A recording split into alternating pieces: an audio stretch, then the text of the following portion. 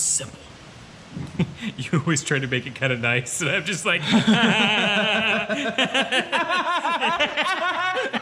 are the crayons? Yeah. That's, Daddy, I want red. give me. Dear God, yes. Lost in Spades. Previously on Lost in Spades. We sat here with dead air. And we drink alcohol. Old-timey radio. Old-time radio. Drink. I hope you like this.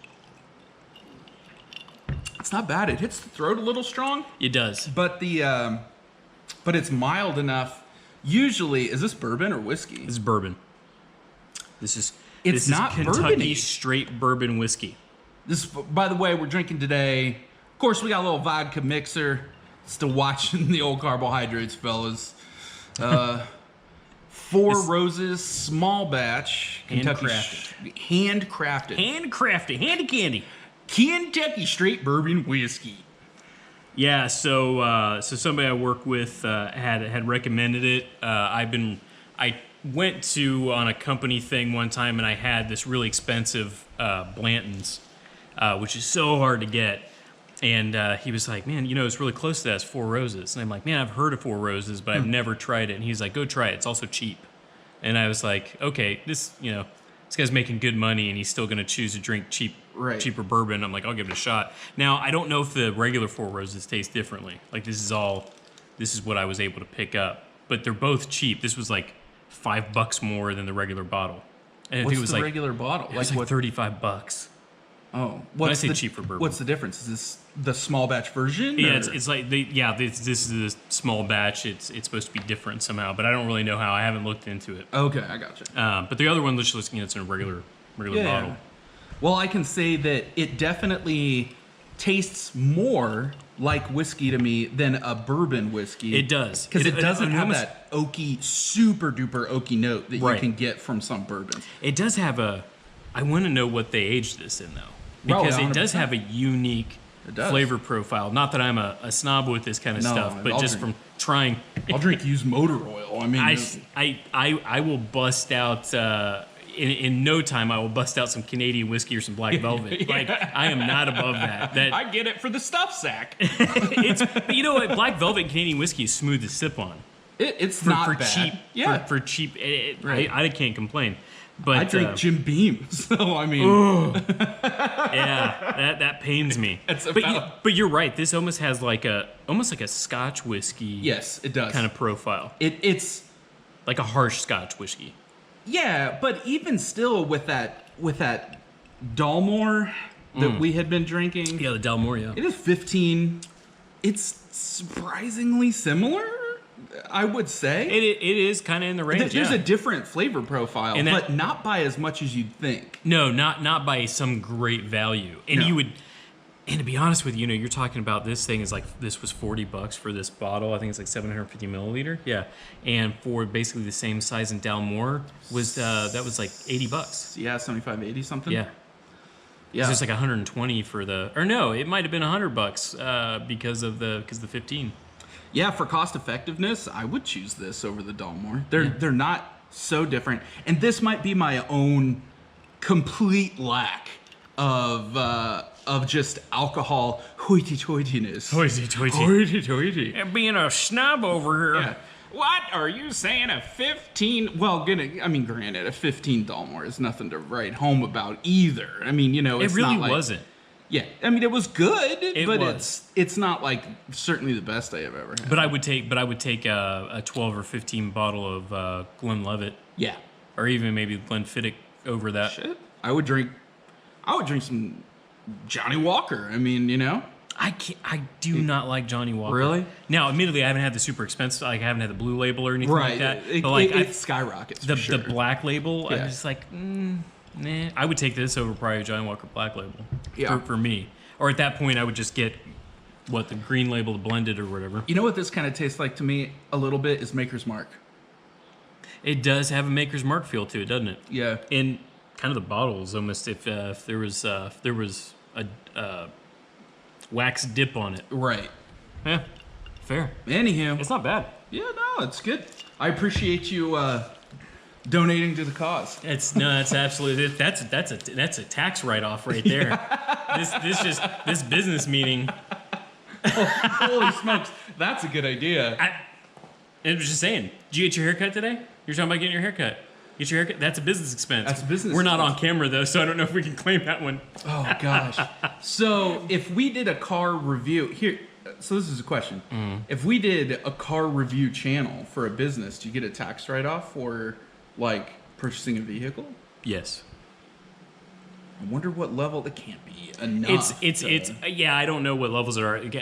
I was trying to read up on this the other day actually, and there's different levels. So like, leasing a vehicle versus buying a vehicle, those are different tax implications and write-offs and different way you handle depreciation It's and probably like why mileage. businesses choose lease more often. It can be, especially for the travel and depending on Yeah, right. But then what was the other one I was looking at? Like there's just different levels, and of course if you're going to use a personal vehicle but you write off part of it to taxes, like if you have to travel sometimes, Right. But you have to separate that out. So there's a bunch of different ways, and I'm not sure, but like right now with our current taxes, the way they're set up, which seems to change anymore by administration, it's you get to write off so much if you have like a contracting company and you're buying trucks for that stuff. You buy it and you can write like a ridiculous amount. Like it may even be like 100% off over time. Cool.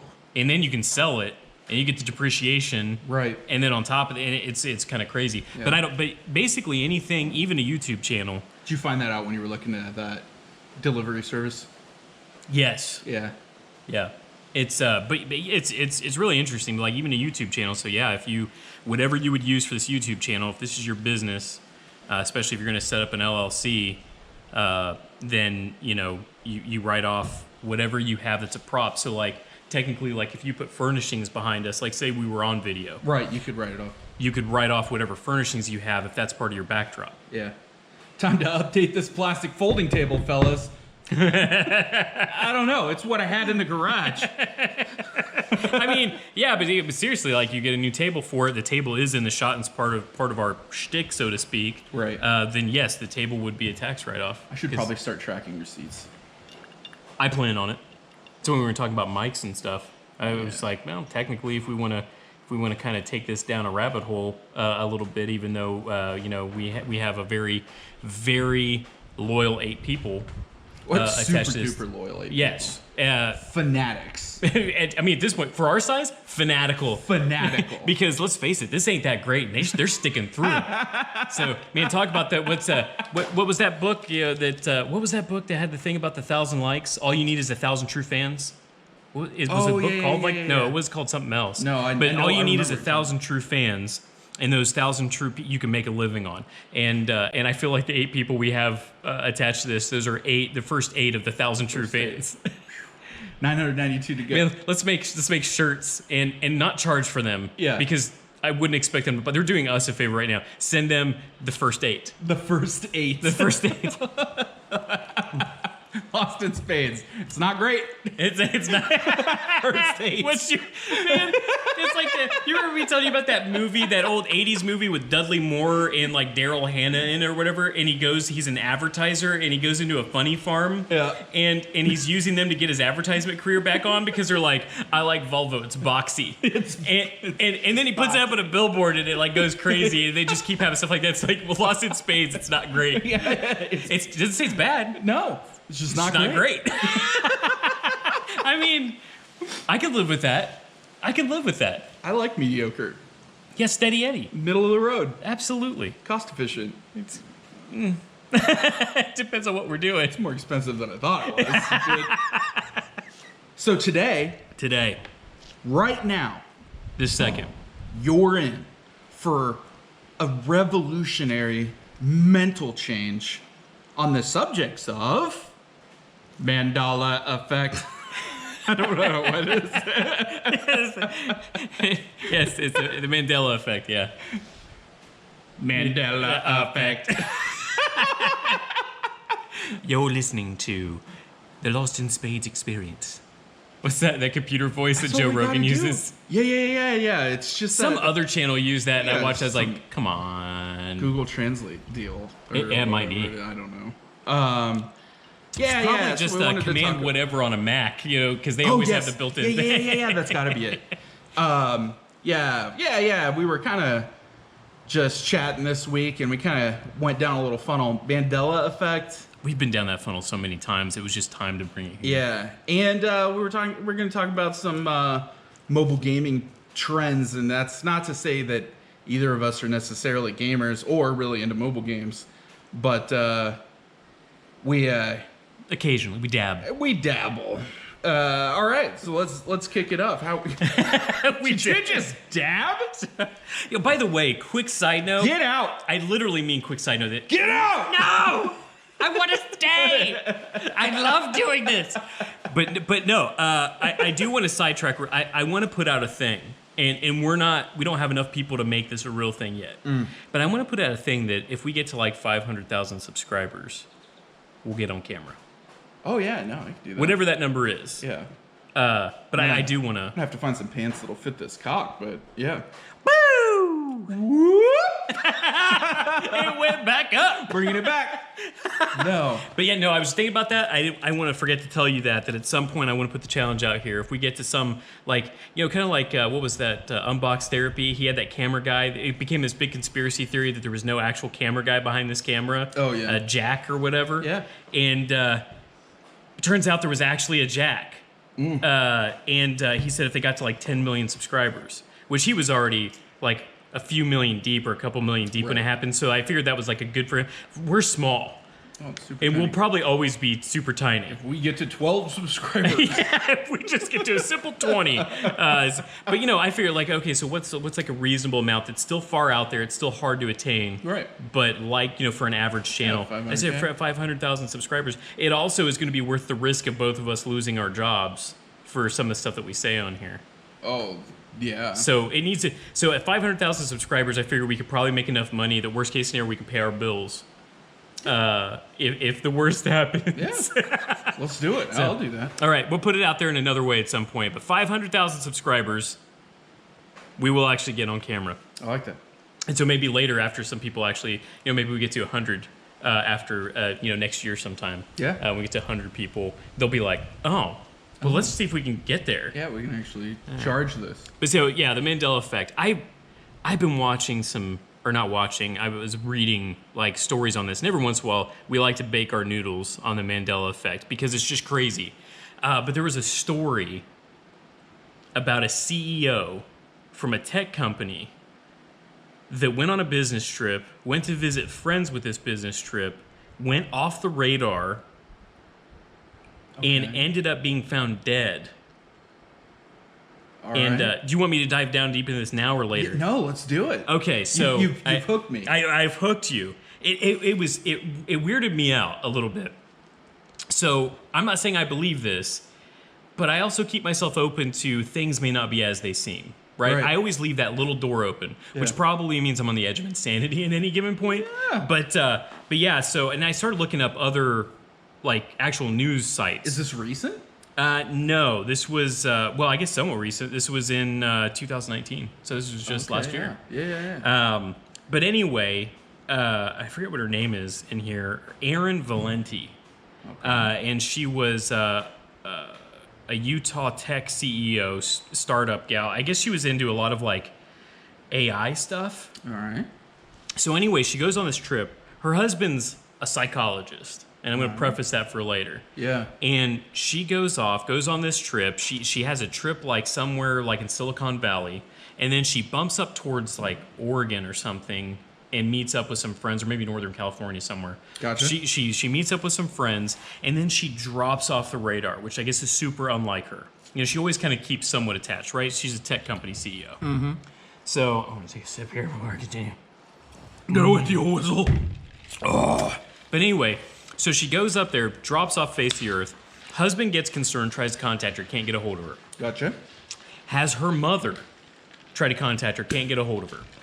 And so then a little bit of time goes by. This all happens within a few days or whatever. and I'm trying to recall it all quickly.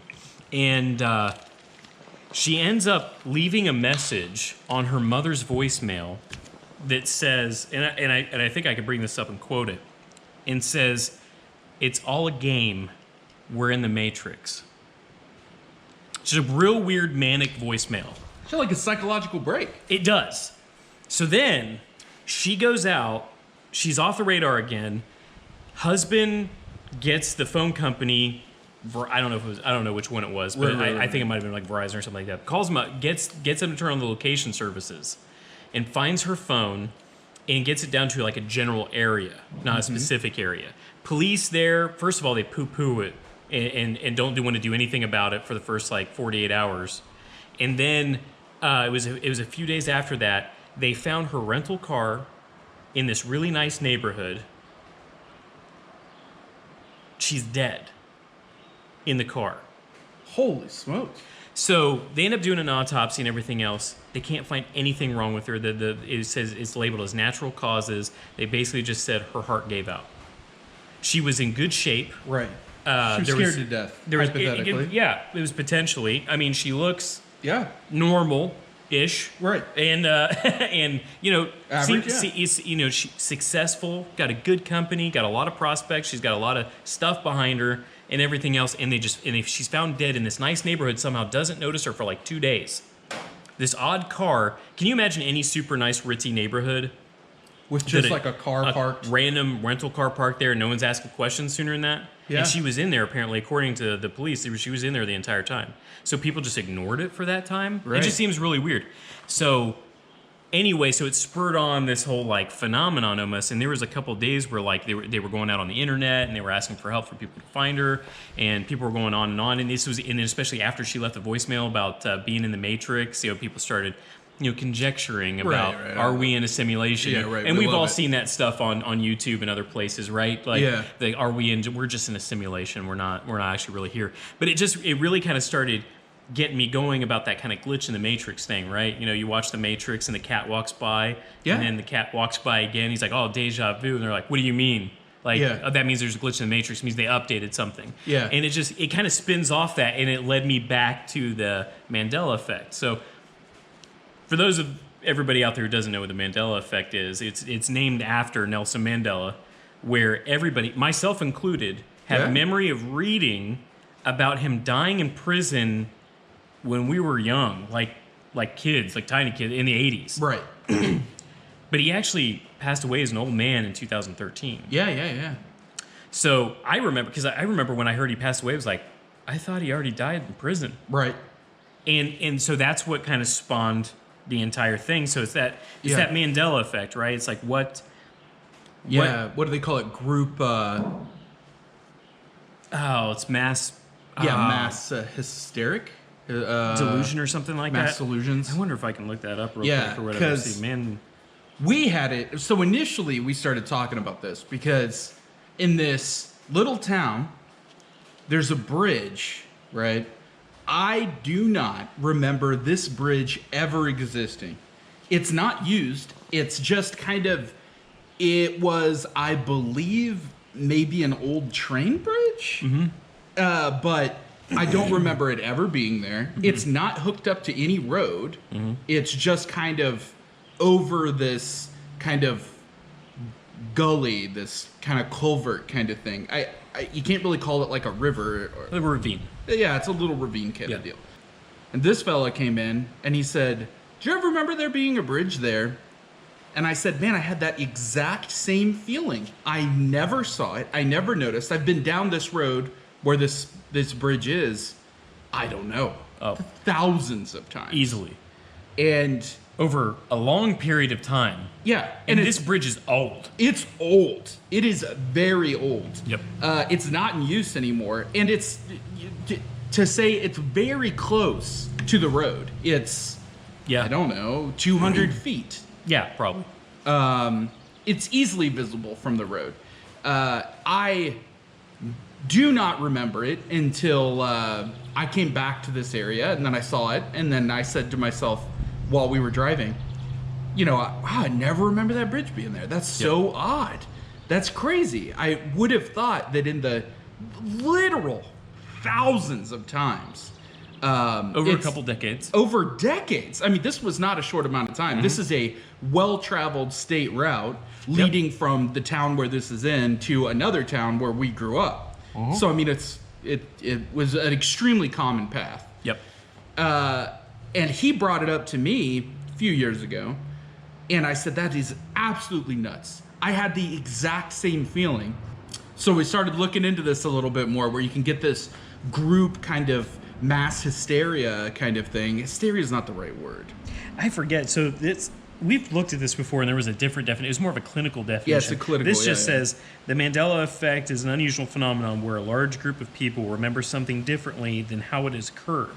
Conspiracy theorists believe that this is proof of an alternate universe, which we can get into later. Right. And then also some other people believe it's a mass form of memory manipulation. But yes, it's almost like a mass form of Big Brother hysteria. stuff. Yeah, Big Brother stuff. Yeah. So anyhow, so that kind of is a very small example of what launched us into this. There is no doubt in my mind that we should have identified that there was this bridge in there. It's not small.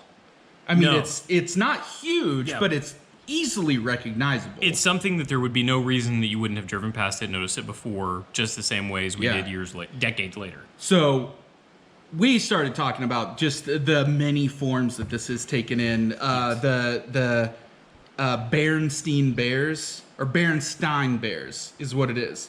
I remember it. Yeah, Berenstein Bears. Berenstein, right. I brought up a list of the top 40 of them, Yeah, just yeah. so we could kind of go Yeah, over. everyone, and this is probably an easy Stein, Yeah, just phonetical part, right? phonetical issue where you look at it and it goes, oh, that's the Bernstein. That's why it was the Bernstein Bears, right? And that definitely could have been just everybody pronounced it different, so you Right. just assume it's spelled a certain way. Right. And I mean, at the time when I would have been looking or reading those books, I mean, hypothetically, it was a show. I know it was a show at one point. Like, somebody made it into Oh, like it's a real. cartoon series. Oh no, yeah. But I remember the books, the children's books. Yes. That one's feasible. That just the group understanding of how to pronounce that is Butchered it. It just got butchered Yeah. along the way. But that's another popular example of Absolutely. I think it's Berenstein. It's spelled like Berenstain. Stain. But it might be Berenstein. pronounced Berenstein. Right. Is supposed, but usually that IE, like the Berenstein Bears, Right. is confused with Berenstein Bears. Stein, like, yeah, but Steinstein, it's yeah. really weird. But yeah, so we've talked about it multiple times, and it is weird. And I'm not saying I believe one way or the other, but to what I alluded to earlier. So there's the theory that it is a mass-induced kind of almost hysteria, like it's a controlled memory kind of situation of things changed, and I think it was blamed once on like chemtrails. It's part of the chemtrail thing. Lord. But which there's a lot of stuff blamed on that. But Oh my but gosh. but anyway, so there's or the mass memory delusion. There's the multiverse is what I'll call it, kind of like DC and Marvel both have a kind of multiverse thing, but it's kind of like that, right? There's infinite variations, and at some point you accidentally, either your consciousness melded with another version of you in another Something universe. merged with something else. Or sorry, at that point, I guess, even though they call it the multiverse, there'd be other dimensions, right? So Yeah, some yeah, form yeah. of you either melded or you accidentally somehow at some point slipped into another dimension, Right. where things were just slightly different. Which I remember reading about this one time because I was like, well, there would be more different than that, right? You would And think. Like, okay, sliders. Do you remember sliders? I absolutely remember sliders. Way back. They would jump dimensions. I think it was a dimensional shift, right? It was, they were jumping dimensions. Yeah. Dimensions. So, and there was like just massive things different. Yes, like sky was different color, or another, whether it be insect or ape-like race took over the planet. Yeah. So big changes. But hypothetically, if we're talking about an infinite reality scenario, an infinite dimension scenario, it makes complete sense to me in my brain, being not a physicist or any even almost remotely knowledgeable about this. Yep. But it makes sense that if there was going to be some kind of overlap or something like that, it would be the ones that were closest to our initial reality, right? Yes. So the small changes in inconsequential ways. Of course, consequential ways we might not ever really realize. So, I don't disagree with you. And I would say physicists wouldn't disagree with you either. Because I have read a couple of physicists on this kind of stuff, and they actually compare if we have, like, it would be, one of them I read, and I forget who it was I was reading, but basically said it would be unlikely that it would just be like our dimension and one other dimension. Right. It would be way more likely that if there were more dimensions that are actually like alternate realities rather than just different dimensions of like time and space, which is kind of a couple different things. Right. It would be way more likely there would be potentially an infinite amount of other dimensions. Right. And they equated it to the theory of time travel. Yeah. Which is like a whole other episode of itself. Right. So somebody changed something in the past. But yes, somebody changed something in the past because a different outcome happened because it's a different reality, right? Right. But they equated it to kind of like time travel, where they said, technically, if time travel were possible and something changed in the past, there's much more of a likelihood that it's like a ripple in a pond. And I remember some other time I read something about this or watched something about this, but basically the ripples dissipate over time. So at the epicenter of the event, the ripples are extreme, so the immediate changes would feel very extreme and different. Right. But as time goes on, the ripple effects would diminish, smaller. And less would be really that different. So the dimensions, so at that point, if that correlation is true, then over time, then in each dimension, it would be far more likely that, instead of, there would be small changes and small ripples. So, when you're driving on a road, maybe the lines are painted red instead of yellow. Right. But nothing else really of substance has changed. It would be little things like that. So I would find that more likely that, so at that point, that theory would actually support things like, is the Berenstein Bears? Is the Berenstein Bears? Is the Berenstein Bears? Right. Like, what is it? You would notice this in small ways. Yeah. But yeah. So that would actually, those theories, those some of those physicists that think that would agree with what you think off the top of your head, which the changes would actually probably be minuscule. Right. It's very interesting. Like, and keep in mind, this is just something that's fun to think about. Yeah, this would be super fun. Other than the drinks we have in front of us, right? We're not under the effects of anything else. This would be one of those moments where teenager again, and you're just baked, and talking about life, right? You're sitting in some kind of beanbag chair. This is that kind of thing. Fascinated by the colors on the walls. Do you want to go through some of these? Yeah, let's do it. All right, the first one. This is like a top 40. So the first one. So. Is it Jiffy or Jif? When you remember as a kid, was it Jiffy or Jif? I think it was always verbalized as Jiffy. Yes. But I don't know if I ever actually looked at the jar. I never saw anything that said Jiffy, but people called it Jiffy. Yeah. But it has always been Jif. Yeah. The next one is Looney Tunes, and the spelling of it. So is it Looney, Toons, as in like a cartoon? Yeah. Or is it Looney, Tunes, like as in an audible tune? Too, right? Tunes. No. Like why is it tunes like an audible tune? There's no description of that. It's just Looney Tunes with like a melody tune. Huh. But they did have like something like Merry Melodies or something like that. So maybe that's Merry part Melodies. Of it. Yeah. All right. The next one is the Berenstein Bears never existed. The lovable cartoon bear family actually spell their name with an A. So like Berenstein Bears. So Curious George. Okay. Did he have a tail or didn't he? Curious George was a monkey. Did he have a tail? He has a tail. No, he doesn't. He doesn't have a tail. No tail. You're correct. He does not have a tail. Yeah, because he wears clothes. Yeah, I mean, this shows him naked. I barely remember him. Like, for whatever reason, I just don't have a... My kids watch Curious George. Okay. Yeah, no tail. Maybe he wears clothes now, but yeah, it doesn't make any sense. Yeah.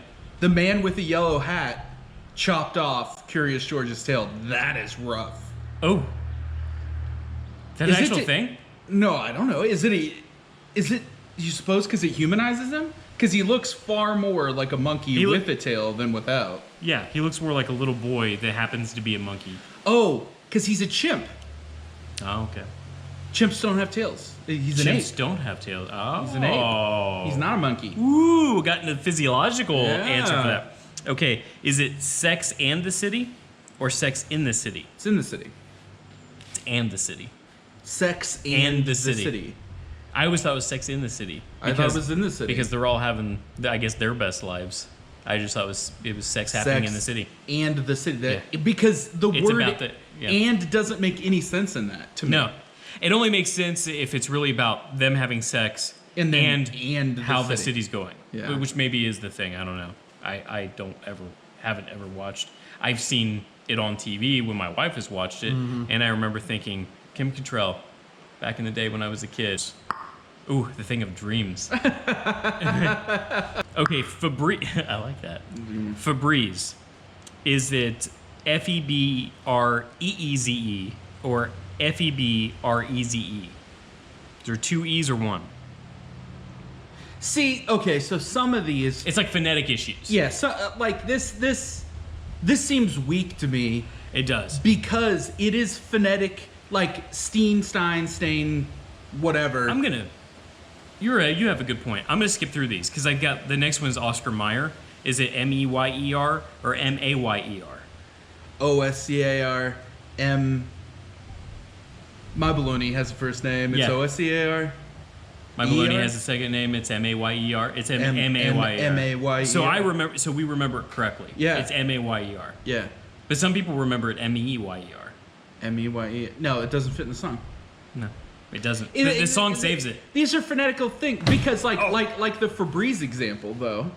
That's just because your brain associates, this free open air with like a breeze. Yeah. And you think it's BREE, but I assume it's BREZE.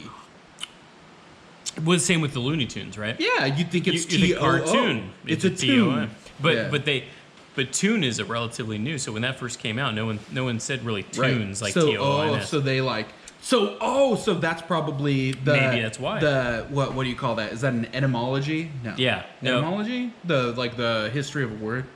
Entomology. Entomology? No, I thought was anthropology. insects. That's insects. That's insects. That's 100% insects. Etymology. So you're right. So a lot of these sketchers, some people think it's like sketch, like SKETHERES or ERES or ERS. Sorry, and then it's actually SKECHERS. Yeah, that's all phonetics. It's weak. Fruit Loops. Fruit Loops. Is it fruit with a normal spelling and then loops, or is it fruit with 2 O's? Oh, okay, that's weird because I think it's fruit, like an apple. I thought so too, but it's actually 2 O's. Fruit Loops. That one's a little different to me because, man, I remember the fruit. I solidly remember fruit. I thought I did too, but no, it's actually 2 O's, and in fact, they actually use the actual shape of the Fruit Loops in the spelling of the OOT. That one is like a phonetic thing, but there's also a visual aspect to it. There's a visual aspect, and I remember gazing longingly at Fruit Loops. At Fruit Loops. Oh man, I just got one of those. Do you want to make your Jack Johnson bigger? Messages. I love those texts. I got those in the middle of a meeting the other day. Did you? Or no, I got the Jack Johnson before that. I got the. Do you want to use CBD oil to cure your ails? Yeah, this one it's all about, and they've solidly targeted me as Jason. It's always like, Jason, are you looking to stay harder longer? I'm like, come on. Just call me Chad. Yeah. Hey, Chad. Do you want to stay longer, harder? At least they could have chosen like a Scott. Do you want to make Karen happier? Is your Karen particularly hard to put up with? All right, so the next one. All right, this is a visual one. Okay. So Henry VIII. Is there? Do you remember the big thing? The pictures like Henry VIII is always like kind of like made fun of, like having a turkey leg. So because he was fat, right? He was. So in his picture, was he holding a turkey leg or not? This is more of like an English thing, a British thing. This is a British thing because I don't remember. I remember him being a stout fella. I remember seeing like caricatures of him having a turkey leg. Right. But I didn't think it was real, and it's not real. But I guess there is a group of people in the UK that some remember him as having a turkey leg in his hand with Right. and some remember him not. Now I'm hungry. And he didn't, and I'm hungry now too. I want tacos. All right, here's a fun one because this kind of also goes back to Ace Ventura: Pet Detective. The Monopoly Man. Did he have a monocle or did he not have a monocle? I remember this one. So yeah, it's not fair on that one. So I guess the people who are watching this, did he have a monocle or not have a monocle? Yeah. Do not Pascal. Do not collect $200. When he grabs him, do not collect, and he's just like, And he has a monocle. he has a monocle, and so that adds to that. There's somebody who did that and who did his costume thought he had a monocle. Yeah. But he didn't. So He didn't. he never had a monocle. And in my head, I remembered him with a monocle. I kind of remember him with a monocle. But apparently he never had a monocle. All right, so Pikachu's tail. Is there, so like on the edge of his ears when he's drawn, Yeah. he has black on the edge of his ears. Black. Does he have black on the edge of his tail or not? Okay, so it's a lightning bolt shape. He's yellow. Mm-hmm. I'm remembering something on the tip of his tail. Uh-huh. Is it white or black? It's black. Yeah, I remember black on the end of his tail. There's nothing on the end of his tail. It's just yellow. It's just yellow all a the way. yellow lightning bolt Yep. shape. All the way through. I remember him having something on the end of his tail. Okay, this is one of the first pictures that you've just. So he's reading from a list, and then he'll move the depiction of whatever this is over After the fact. The black tipped tail feels correct to me. That absolutely looks right to me. As opposed to, it looks like one of those things, like find the difference between these two pictures. It does. And the one with just the yellow tail feels wrong. 100%. All right, I'm not gonna go with Kit Kat. There was conjecture about Kit Kat having a hyphen between them. I'm not getting into that. I would have never even. This one got me. Okay. Fruit of the Loom. So the icon for Fruit of the Loom, like underwear or whatever, Yeah. or shirts. Did it have a cornucopia behind it, like that? Yeah, like the fruit spilling out of a cornucopia. Yes, or is it just the fruit? It's just fruit. You would be correct. But I remembered it differently. I remembered incorrectly. It had a cornucopia behind it. It had that basket thing behind it. I think this is a new old thing. See, I think so too. I think but this is a new old thing because as you just showed me the picture, the one with the cornucopia feels like something that I would have seen in the 80s. Absolutely. So, and maybe this is incorrect. So I'm trusting this site. So maybe that's worth us going back and looking ourselves and seeing if they used to have the cornucopia behind it. Mm-hmm. Cheez-Its, not going to get that. Oreos. Oh, interesting. It's still phonetic. But to double stuff Oreo, does the stuff have one F or two? Does it end with a T? No. Okay, that's something that I definitely remember. I thought it was stuffed. See, I thought it was stuff as in stuff's in it. Double stuff. It's single F. I thought it was STUFT. And I thought it was one of those gimmicky marketing deals that they did, like stuff. So see, that's phonetic stuff, so we'll get. But I thought it was stuff with two Fs. It's stuff with one F for whatever reason. Maybe my T was that the F kind of looks like a T in the font. Sure. But still, it wouldn't have an F then. It's weird. Yeah. Mona Lisa having more of a smile and less of a smile. I don't. That's a hard one. She has a crappy smile in that picture. It's hard to peg. Here's a good one. C-3PO. She has one of those smiles that like looks like she just farted. Absolutely. Did somebody make fun of that at one point? Because I don't know. I don't remember, but that's what it looks like. It looks like she just like. And she kind of had the like. Because she was sitting there for hours. She was probably holding the poop on deck. Oh, definitely. And Leo's just sitting there like, really? You've cranked out 100 of these things, and she had this like. I could be drawing flying machines right now. Ugly. Yeah. I already know the C-3PO one. Oh, so you do? This is bad. Okay, so for everybody else. So I mean, this gets me too because in the early parts he was kind of like a whatever. Right. But yeah, so is C-3PO, is he all gold or is his one leg silver? The thing that got me about this is that all of the action figures that I remember They were all gold. through the 80s were all gold. Absolutely. All gold. Because it was easier. It was easier, and they didn't have to switch paint, and no one really recognized it either. Here's my beef with it. Okay. in a lot of the like desert scenes and whatnot, anytime that you saw him at a full stance where you would have seen the leg, Oh, the sand was reflecting. It the was gold sand anyway. was reflecting on the silver. Look at you being physics. I think. I like that was the same. 'Cause I do not remember him with the I silver have leg. zero memory of a silver leg. But if you look back, Yeah. because I actually, so when I was thinking about doing this, I popped up my Disney Plus. That's not a plug, but I've got a child, so I popped up my Disney Plus, and I went back and pulled some stuff up. It's like, sure enough, he has a silver leg. Yeah. But it's, on some of the scenes, it's hard to tell. It's reflective. I mean, it's appropriately reflective. I'm not going to get into the Flintstones. That's the next one. Is it the Flintstones or is it the Flintstones? And I always thought it was the Flintstones. I thought it was a Flintstones Yeah, it made sense to me because the time period. It Right. is the Flintstones with a T. with a T. So that is correct. There's one about chartreuse. Nope. Have you ever heard anything about chartreuse? Nope. I wasn't even before my daughter started watching Blue's Clues. I had no idea what chartreuse really was. I didn't care. Is it a blue? It's a blue? It's a Pink? green. It's a greenish. It's like a bluish green. I I'm think. way off. So chartreuse. Do you recall someone telling you that chartreuse is a magenta pink color? So many others agree with you, but in reality, it's a shade of green. Yeah, I thought it was a pink. Oh, so you might have been I thought affected. it was a pink. You were affected by the Mandela Effect. Yeah, the I Mandela thought Effect. I thought the blue was coming in, but I want to say that was like a periwinkle thing. Sure. Okay, so all right, we're at 22 of 40, and my goal is to keep this one under an hour. Let's cut it off after this. Cut it off completely. Okay, let's do it. Well, not cut it off. Let's talk. Let's move into. Yep. Not my drink, bro.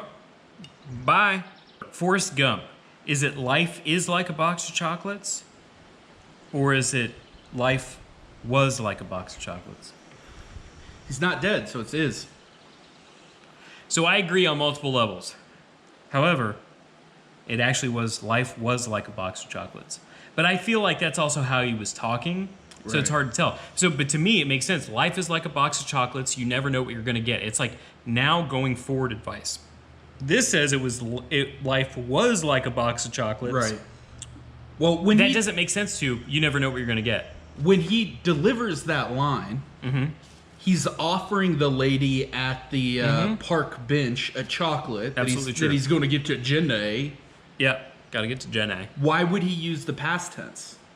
Maybe they were correcting the line. Maybe they were, because it doesn't make any sense to me. But there's a bunch more like that. Go there. It's like Luke, I am your father. Does he say Luke, I am your father? And then this will be the last one. Yeah, I know this one a little bit because doesn't he not? He really doesn't deliver that line in that form. Nope. At all. He does not. Yeah. And I rewatched it. Same with C3P. I just popped him up real quick and looked Yeah. back, and it is the same thing. He just says, you know it to be true. After that, he just says, "I am your father." I am your father. He does not say, "Luke, I am your Yeah, father." yeah. But okay. I'm sorry. This is absolutely going to be the last one. Gandalf in Lord of the Rings. Okay. Does he say when he's falling over the abyss? Yeah. Does he say, "Run, you fools"? Says flee.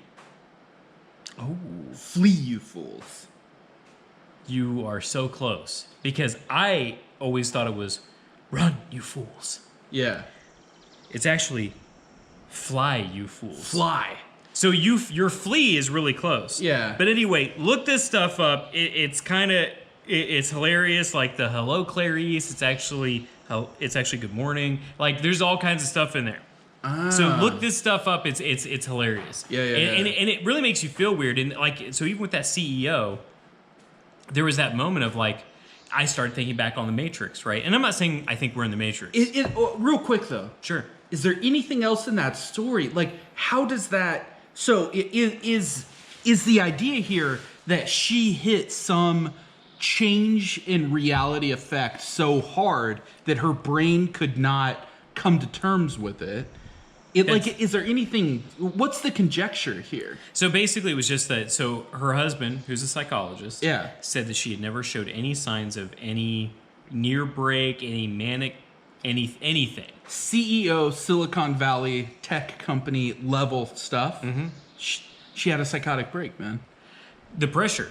I've seen it. I've literally seen it. I know, and I totally dig that. Yeah. But it's interesting. People have taken in directions. It's gone from a range of we're in the Matrix and somebody unplugged her to keep the secret.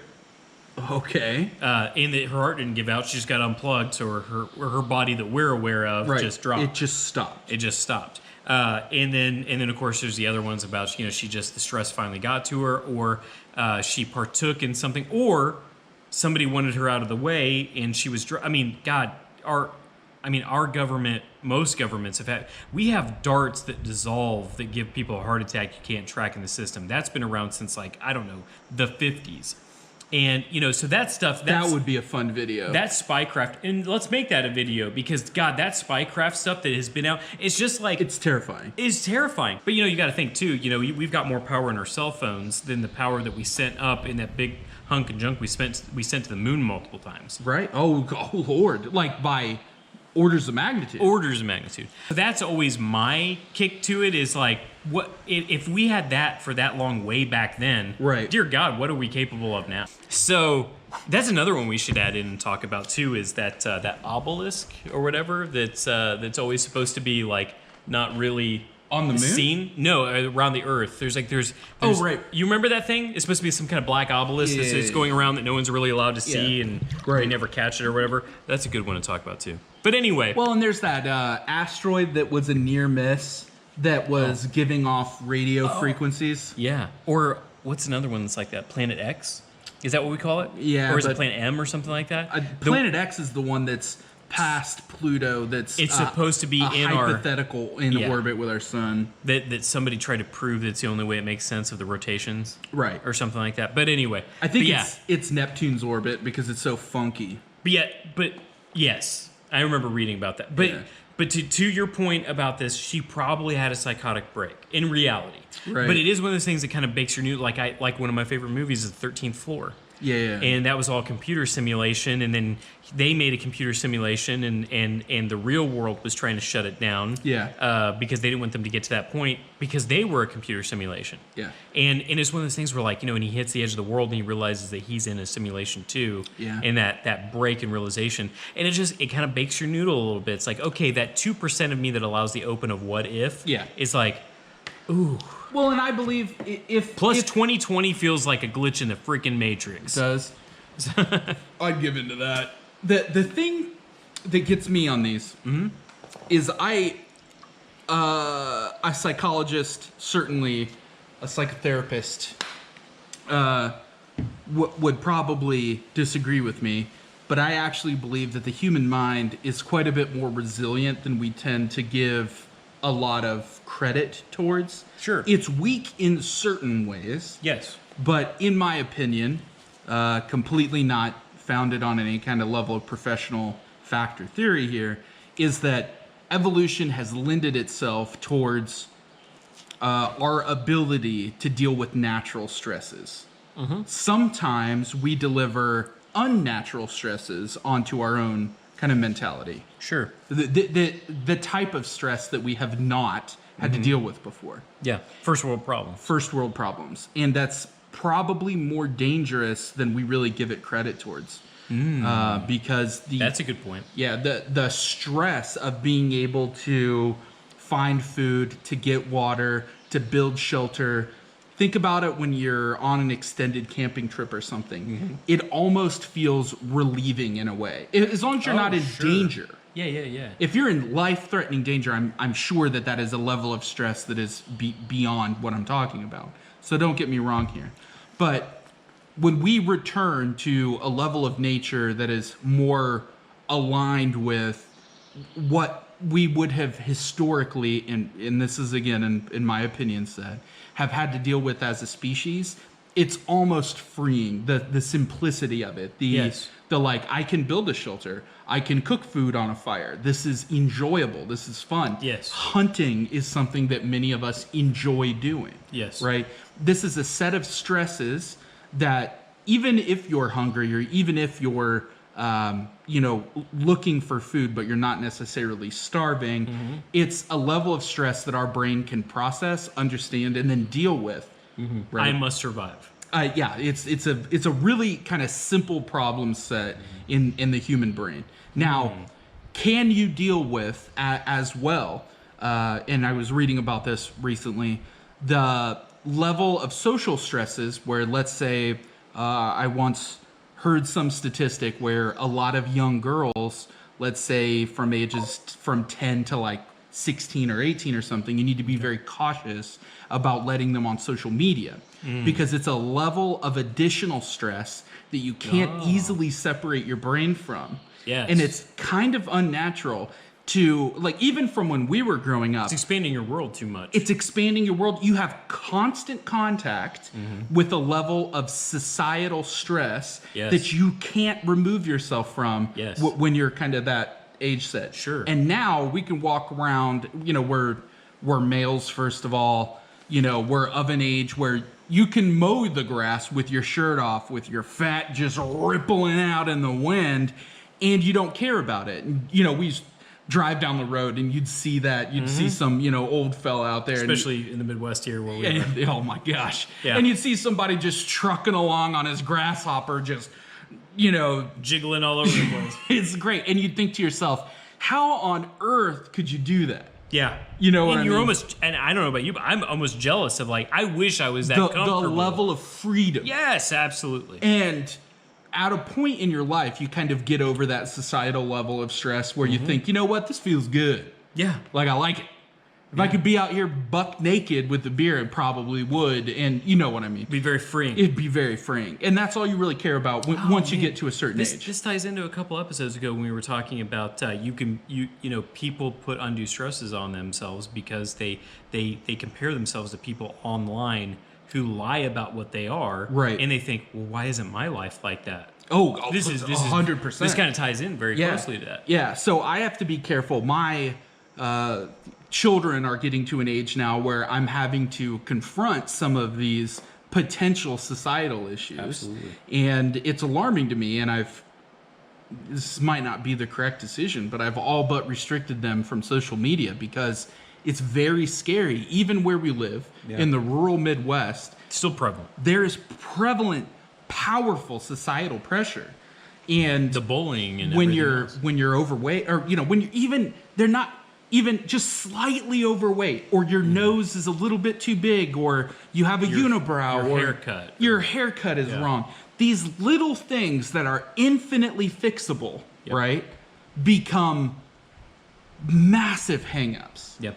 And the particularly those that are introverted, or when you reach a level of your life where you begin to really process those things and you realize I can't run from these. There's no removing myself from them, and it leads into a spiral of depression. When historically have we ever been subject to such a wide audience where we had that much constant contact societal pressure? So I would say there's two things to that. So yes, you're right. So at no point in history have we been to that. Because before, like let's say when we were going to school, we didn't have the internet until late junior high, maybe early high school. Yeah, I would agree with that. Around there. Poo. And That's an inside joke. But so we didn't have that until, and it wasn't used for that at the time. There was weird stuff online for sure, but you had only a finite amount of people that could make you unhappy. Right. And you could very easily remove yourself from them. You could easily, A, remove yourself, or B, even then, while we would still get in trouble if we got into a fight or something like that, 100%. we wouldn't get expelled necessarily, and we would not have gotten charges pressed against them. But now... Well, here's the thing. Then, nobody brought guns into school. True. This is going to date ourselves a little bit, but the Columbine thing happened when we were almost exiting school. Yeah, we were like seniors or so, or right around it was then, in that kind of level. Yeah. So that was the big, and I'm sure I could be corrected that it had happened. It just didn't make national news, or Sure, was not that's as possible, extreme yeah. or something. But But it's still the beginning of the digital age, beginning to affect that level of mindset within that age range, Right. where news became Right. all over the place and manifestos became a thing. And you could get into a knockout, drag-out fight in the late 80s. And sometimes you become friends afterwards. Mid-90s, and it was get up, dust yourself off. Is anybody hurt? What happened? You know, I'm going to call your parents. But it wasn't a like... You've got 3 days that you're not going to be here. You get Fs for those days. Maybe expelled permanently. Well, yeah, that still happens. I mean, absolutely. it depends. Well, no, not at that level. At that time, I'm saying that, you might get in-school detention. You might get... especially if it was a little scuff. A suspension, or something like that for a few days. You got to go cool off or whatever. You can talk to your parents. You come back to school. Everything's fine. Yep. But now is what I'm saying. Like the you have to really be careful in my son, late elementary, early kind of level of junior high. We're in a rural community, mind you. He forgot a knife in his backpack. He went out to I think I can't confirm that this story was true, but he went out, he used his backpack, he slept at a friend's house, and I think they were going out hunting or they were doing something else, and he hadn't completely cleaned out his bag. This wasn't a large knife, it was like a pocket knife style deal. This was like a Swiss style little knife. Yeah. It wasn't like a Bowie knife or something, right? This was something small that a kid would naturally have in like a backpack. Especially back in the day. Back in the day. Little penknife kind of deal. And that kid got in massive trouble. Like, the parents were sent a mass call. It was a big issue. An investigation happened. And I was like, well, okay, a kid brought a knife to school. That's major. Yeah, absolutely. Contact me. Wait, it was a pocket knife? Wait, he didn't get it out of his book bag. He just told a friend that, oh, I forgot to take this knife out. Isn't this cool? Kind of thing. Never really left his book bag. Sure. Stayed in there. It wasn't in his pocket. He didn't brandish it. He didn't threaten anybody with it. Kind of thing. I don't care. I don't care. Yeah. That's exactly it. Like nothing happened. I've had a pocket knife in my pocket probably since I was 6 years old. I actually don't have mine on me for a change. Really? I got mine in my pocket right now. I mean... And that damn thing's a 4-inch blade. Yeah. Which my work allows me to carry. Yeah. And I'm not allowed to bring, of course, and this makes complete sense, I'm not allowed to bring weapons on premises. But, my old CEO, not anymore, he was an old scout troop leader and everything else, and he carried a pocket knife. And a substantial one. Probably a multi-tool, too. Yeah. and he dug it. We were opening up boxes together. I after work hours, I was like, oh, I'll help you build some desks or whatever. Sure. Join the cause kind of thing. And I had basically a box cutter in my pocket, so that's just what I used. And it was a non-issue, but somebody had brought it up. Somebody brought it up and said, why do you guys have knives? This is not safe. This is kind of thing. And he put that to rest. And that was the first time that I was even personal. And this was years ago, mind you. This was a decade ago, pretty much. But it was like, well, I never even thought about it. This isn't a weapon to me. Didn't cross. Yeah, it was a utility. This is a utility thing that I keep, in my pocket. Talking to my dad, I remember he used to clean his fingernails with his Swiss Army pocket knife in his pocket, and no one said shit. No one said anything about it. But yeah, I think, and this probably gets to a philosophical thing or even political thing, and it's not my point in doing that. But my personal view is, that's part of the problem these days. Especially young women are very uncomfortable with the changes going on in their life, 100%. And they're very susceptible to negative stuff. Yeah. Right. And so you don't want to open that up anymore, and you have to. And that's what happens these days on social media. And little boys, they want to test their boundaries. They test their boundaries with their parents. They test their boundaries with fathers. 100%. But they also need to test their boundaries. So do girls, just in different ways. In different ways, yeah. But little boys, not letting them. It's good to learn at an early age that if I talk a lot of crap, there's going to be repercussions to that. Yeah. I may get hit. I don't want to get hit. I'm going to get smacked down. Yeah, and it's good to learn that early. But now we have these kids turning into adults. Yeah.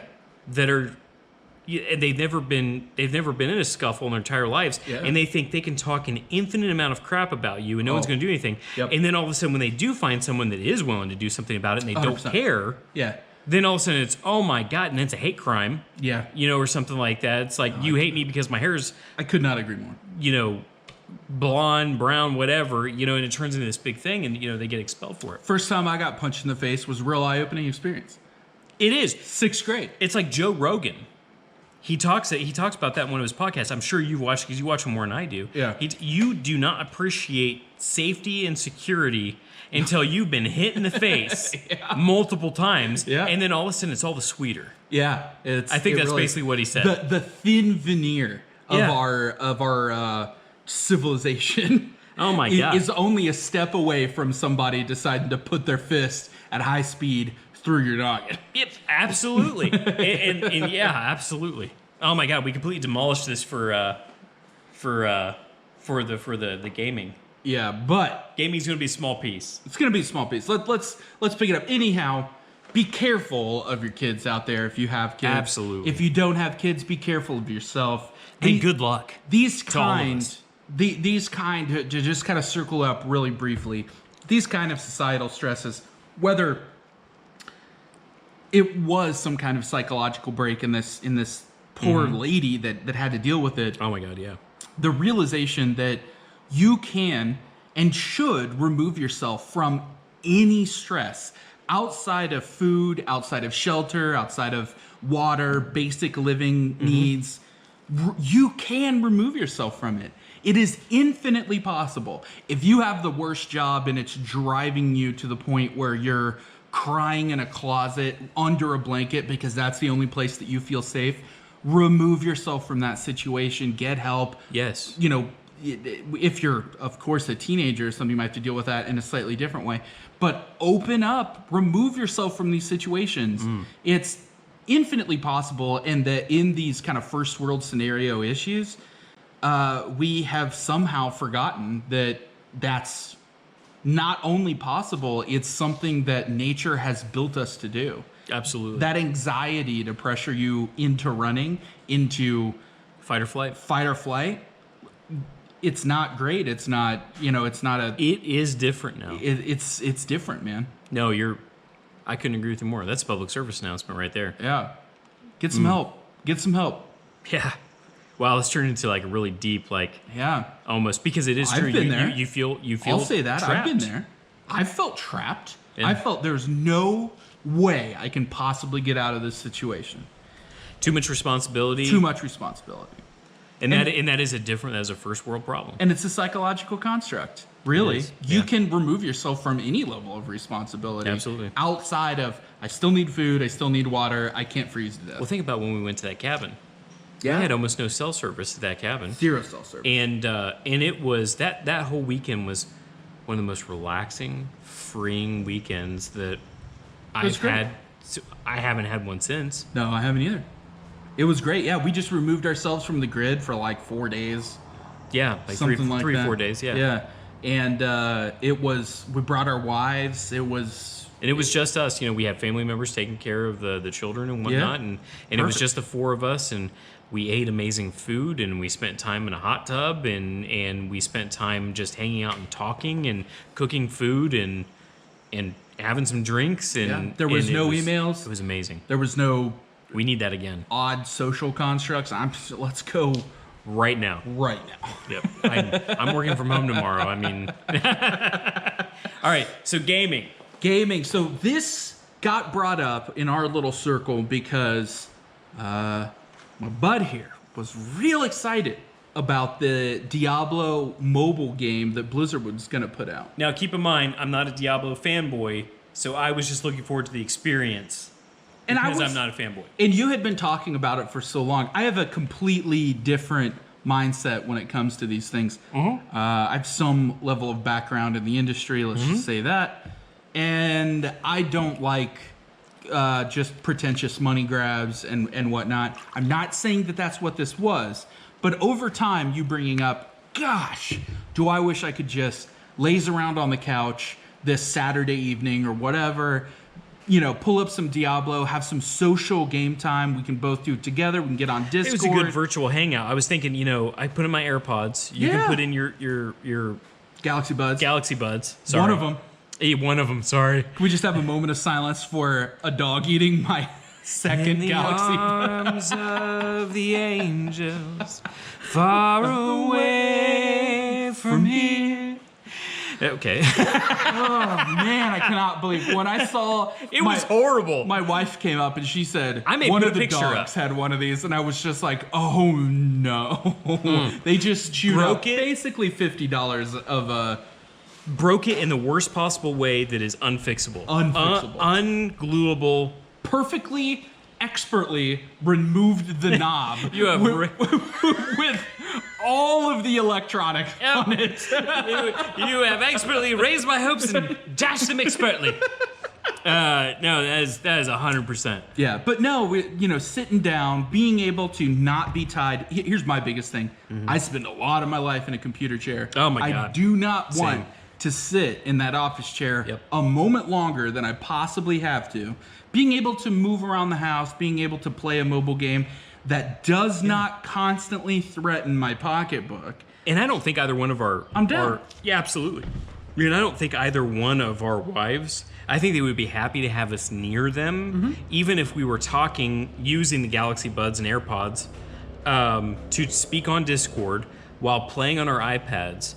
I think they would love just to have us there, even if we were talking while they were watching a show. Because when you're at the PC and you're in a bubble, neither of us are big gamers anymore. But I Not will anymore, say, we were once oh my God. pretty big gamers. Once, absolutely. Back for a longer was- than either one of us would like to admit. Yes, it was.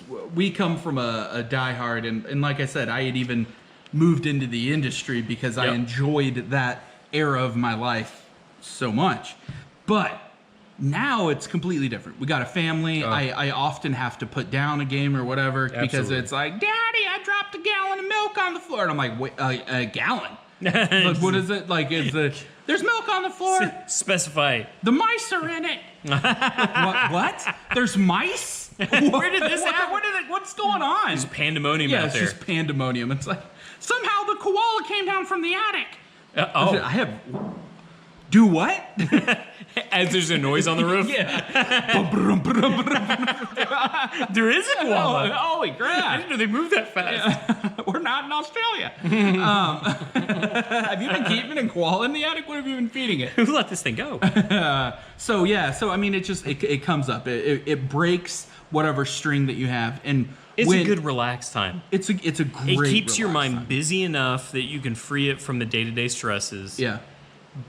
But then also free enough that you can just relax and have a good time. Right. It is a perfect meld when we can spare the time.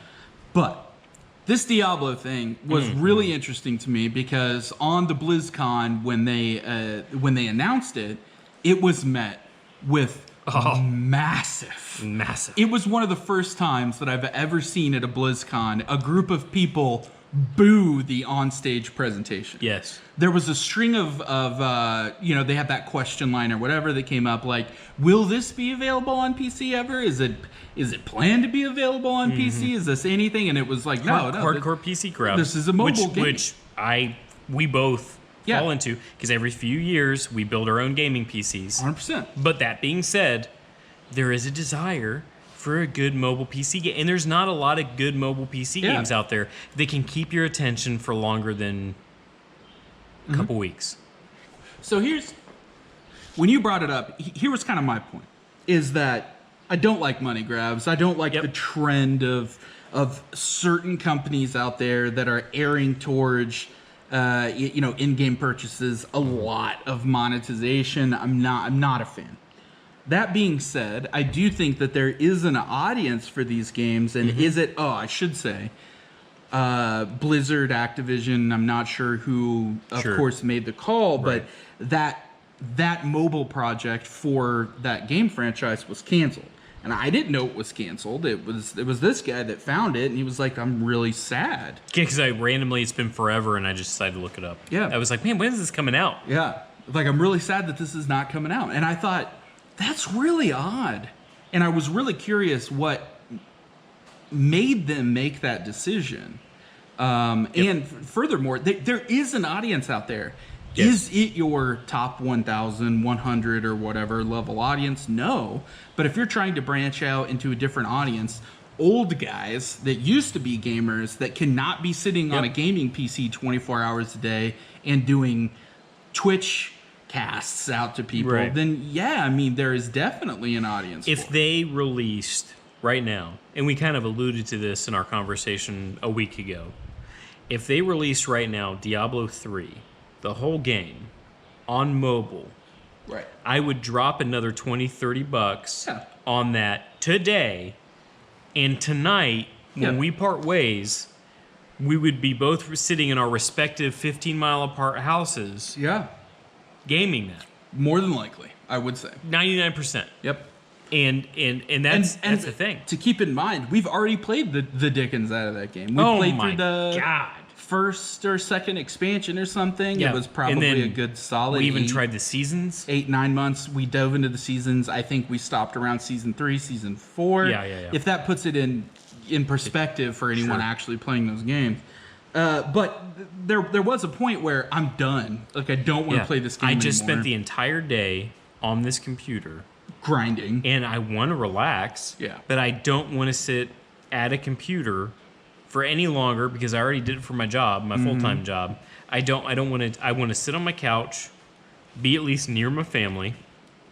100%. Something that you can sit down, Right. Because your kid spilled a gallon of milk and there's koalas coming from the ceiling. And you can just go, hey, bro, just give me a minute. Yeah. And of course, especially with the wireless headphones, like, you can stay attached. You're just like, I'll be right back. And then you're hearing the chaos, and then that's a level of entertainment by itself. Yeah. How many times have we been on Discord and one of us has had something and it's just mayhem. chaos in the background? Mayhem. Absolutely. It's a great time. There's no reason. Here's the thing, is that it's a construct, in my opinion, of the gaming industry that all mobile games have to be giant moneymakers. Yeah. They thrive on microtransactions. There's no AAA game releases. You can't be the Raid Shadow Legends, answer to this thing. It's a massive moneymaker, but that's because the gaming industry is making those a moneymaker. Yep. There is an audience for these things. There is a reason to push them out, but they don't have to fit the cookie cutter existing mobile franchise. No. Because how many of you out there that are listening to this are at a point in your life right now where you would absolutely, knowing that it stays past your current device and may span multiple devices, whether that be Android or iOS, would drop $20-$30 on a game that you can get tons of hours. And I don't know if we've talked about this before on any of the episodes. I always gauge my spending on games and how I would gauge them for going to the movies. So if I would spend $20 going to the movie I'm just going to use myself, if I would spend $15-$20 to go to the movie theater for 2 hours, if I can spend $15 to $20 to get 2 hours out of a game, then it's the same to me. Yeah. So if you could spend $15, $20, $30 or whatever, and you can get 80 hours, 100 hours out of a game, then the price is still good. It's still good. That's always my metric. 100%. Oh, and it's been that way for, oh my God, how long have we talked about this? It's been decades. It's absolutely my metric too. 2 decades. And you've kind of forced that on me, to be honest, because I used to be a lot more picky. The quality of game. Okay, so if you buy a game and you get 2 hours of gameplay out of it, are you happy or are you sad? You're sad. Overall, yeah. 2 hours of gameplay is very low. But chances are, a game that you bought that has 2 hours of gameplay is either independent, it's like a Steam, some kind of small project game or something else. The larger games that are coming out are, for your full AAA price of, let's say, between $45, depending, and $60. Sure. Those are not going to give you 2 hours of gameplay. No, those are absolutely going to give you 80 hours of gameplay. Right. It's a ridiculous amount. Which sucks to pay. It absolutely sucks to pay. But when you break it down like that, it adds. It perfectly makes sense. Yep. In terms of if you're going to go out and drop $15 to $20, whatever it is, on your movie experience, it adds up. How often are you buying games? I guess would be a good question too. We don't buy games that often. Oh no. And it's the same. If you download a free game and you get 2 hours of play out of it and enjoyment out of it, then it was worth it. If you spend $5 on a game, you get 2 hours. Yeah. By the metric that I use, it's still worth it. It's still fun. And if I download a mobile game for free and I'm enjoying it, and I end up dropping $10 or something like that in microtransactions, that's fine to me. Yeah. Especially if you get a few hours of enjoyment out of it. A few hours of enjoyment. There was this space game that we were playing for a while where you could build your own ship. Something about, oh God, yeah, I forget what that was now. I was happy to give them $10. I was happy to give them $10, $15.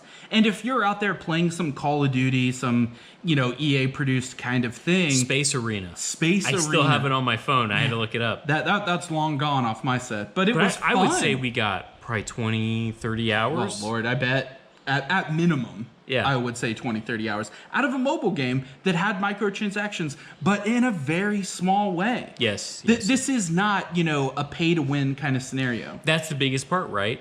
It's a pay to win. Yeah. That's the kicker. Like if you want to make it to give me ease, because this is my free time we're talking about, which is precious to me, or if you want to make it about fun, that's fine. But as soon as, and so many of these people, it's pay to win. Yeah.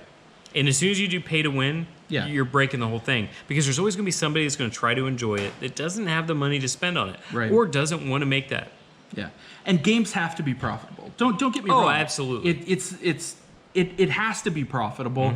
Development houses are not the problem. Blizzard well knows that their games, they have a formula to produce a game that is going to be profitable. Yes. Don't get me wrong. However, once a producer, particularly a large-scale producer, comes into there and then starts complicating it with a lot of ones and zeros and everything, bad decisions can be made. Now, absolutely. Do I think that mobile version of Diablo was going to come out and have ludicrous microtransactions and everything else? Yes, Probably, I do. Yeah. I'd say it's even above a probably because Diablo 3 had that whole auction house scenario. They were already trying to figure out how they were going to make money off of it. So that's garbage. But long and short of it, be cautious with your money.